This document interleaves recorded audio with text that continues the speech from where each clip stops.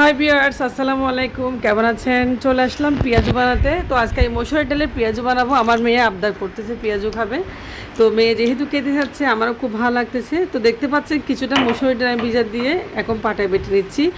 তো মেয়ের জন্য তার বাবা পেঁয়াজু কিনে আনছে বাইরে থেকে। তো স্ট্রিট ফুডে কতগুলো পেঁয়াজু বিক্রি করে, খেতে অনেক মজা লাগে।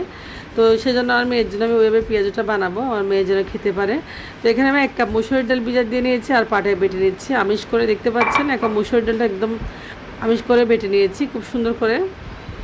তো পেঁয়াজুর সাথে আমি দিচ্ছি এখানে 1 টুকরা আদা আর রসুন। আর পেঁয়াজুর সাথে আদা রসুনটা দিলে আসলে খুব খেতে ভালো লাগে, একটা যে স্মেল পাওয়া যায় অসাধারণ।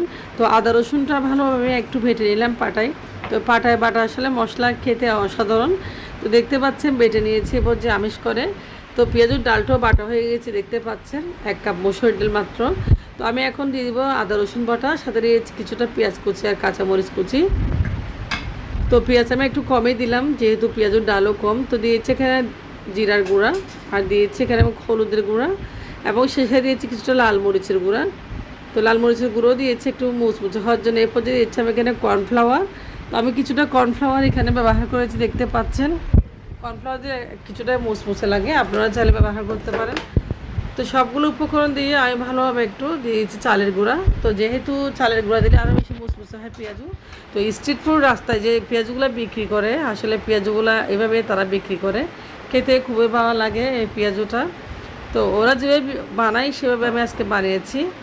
তো এখন চুলায় আমি তেল গরম করে নিয়েছি আগে থেকে কিছুটা।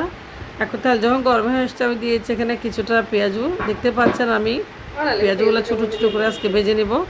তো পেঁয়াজগুলো যখন চুলায় দিবেন, চুলার আঁচটা একটু কমিয়ে দিবেন, মিডিয়াম আঁচে রাখবেন, না হলে পেঁয়াজটা আসলে পুড়ে যাবে, মুচমুচো হবে না। তো এরপর যে দেখতে পাচ্ছি সবগুলো পেঁয়াজও আমি দিয়ে দিচ্ছি এবং ভালোভাবে একটু নেড়ে চেড়ে দিচ্ছি। তো 2 ভাগে পেঁয়াজগুলো আমি আজকে ভাগ করে বানাবো। তো এই পেঁয়াজটা আসলে খেতে খুবই মজা। আমার স্ট্রিট ফুডের বাইরে যেভাবে পেঁয়াজু বানাই তাদের থেকে দেখেছি আসলে রেসিপিটা। তো রেসিপিটা ভালো লাগলে আশা করি এবার চ্যানেলটা আপনারা আমার পেজটা ফলো দিয়ে সাথে থাকবেন। তো দেখতে পাচ্ছেন পেঁয়াজগুলো হয়ে গেছে অলরেডি। এখন পেঁয়াজগুলো আমি নামিয়ে নেব। উপর থেকে খুব সুন্দর একটা কালার আসছে, তো মুচমুচে হবে পেঁয়াজগুলো, দেখতে ভালো লাগতেছে। বাকি পেঁয়াজগুলো আমি এভাবে বানিয়ে নেবো, দেখতে পাচ্ছেন। বাকি পেঁয়াজগুলো আমি স্টেপ বাই স্টেপ ভেজে নিচ্ছি। সবগুলো পেঁয়াজু ভাজা হয়ে গেছে একদম মুচমুচে। 1 কাপ ডাল দিয়ে অনেকগুলো পেঁয়াজু হয়েছে, দেখতে পাচ্ছেন।